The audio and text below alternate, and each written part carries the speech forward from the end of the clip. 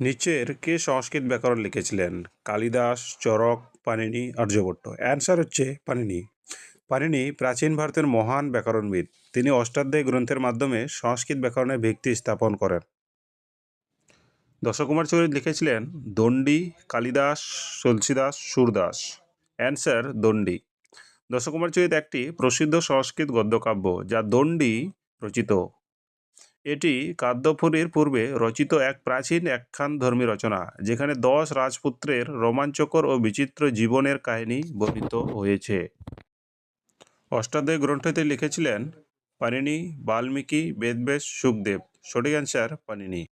নিম্নলিখিত কার সাথে এলাহাবাদ প্রশস্তিত সম্পর্কিত ছিল?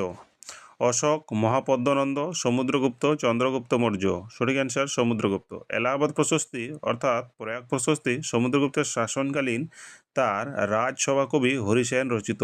এটি আল্লাহাবাদের অশোক স্তরে সংস্কৃত ভাষায় উত্তীর্ণ আছে। রামচরিত কার লেখা? কালিদাস, তুলসীদাস, বাণভট্ট, চন্দ্রাকর নন্দী। অ্যান্সার তুলসীদাস। রামচরিত গ্রন্থটির রচয়িতা তুলসীদাস। এটি রামকাহিনীর উপর অলিখিত একটি গুরুত্বপূর্ণ গ্রন্থ।